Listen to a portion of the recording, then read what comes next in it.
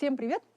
Предлагаю вам серию роликов, посвященных выборам депутатов местных кенешей, который состоится 11 апреля 2021 года. В первую очередь я хочу обратиться к вам. Кто такой избиратель? Избиратель – это гражданин Кыргызской республики, достигший 18 лет, сдавший биометрические данные свои, также являющийся членом местного сообщества.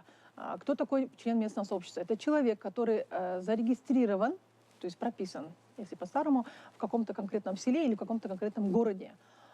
Если идут, к примеру, Ошские городские выборы, выборы Ошского городского кенеша, то могут проголосовать только граждане Кыргызской республики, достигшие 18 лет, сдавшие биометрическую регистрацию и прописанные в городе Ош. В обязательном порядке. То же самое в селах, в конкретном селе, к примеру, село Сару из Сыкульской области, избирают свой аильный кенеш и могут проголосовать только жители этого села. То, что вы член местного сообщества и то, что вы обладаете правом голосования, подтверждает отметка в паспорте. В обязательном порядке, пожалуйста, я обращаюсь к каждому избирателю, в особенности к невесткам или к вновь прибывшим, или только переезжающим в какое-то конкретное село или какой-то конкретный город. В обязательном порядке вы должны пройти в ЦОН и сменить свою прописку. Если у вас старая ID-карта, то вы должны в обязательном порядке поменять паспорт, потому что на выборах очень важна отметка в паспорте. То, что вы член местного сообщества и можете голосовать, и можете быть включены в списки избирателей, подтверждает ваша прописка, отметка в паспорте.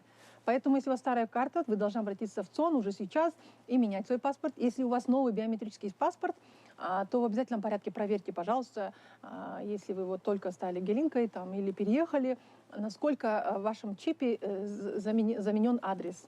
Если в чипе у вас не будет заменен адрес, то, к сожалению, вы не будете включены в списки избирателей и не сможете проголосовать. Поэтому это очень важно, проверьте.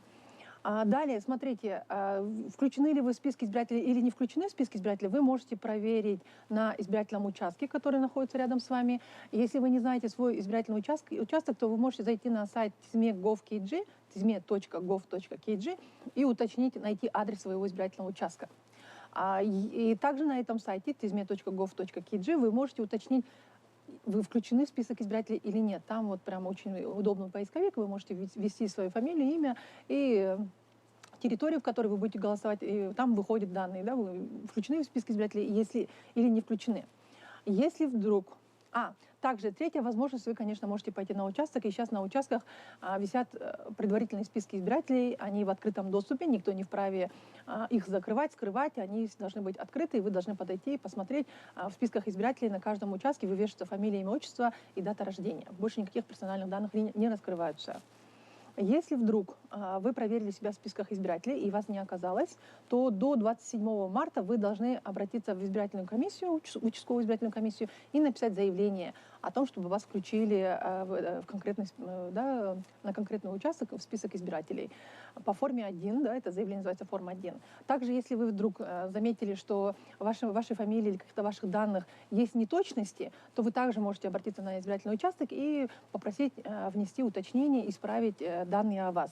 К примеру, Абдрахматову всегда пишут Абдрахманова, чтобы не было таких неточностей, вы можете обратиться в избирательный участок, и ваши данные должны сменить.